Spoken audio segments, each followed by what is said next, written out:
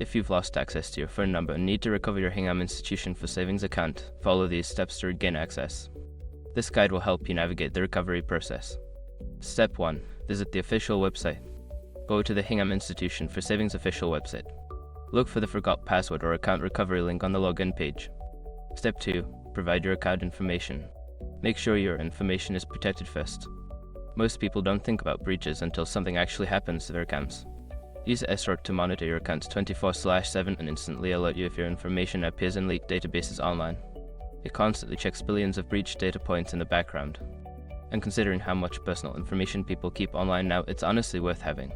Link in the description. Step 3. Choose an alternative recovery method. Since you don't have access to your phone number, select an alternative recovery option. This may include answering security questions or receiving a verification code via email. Step 4. Follow the instructions.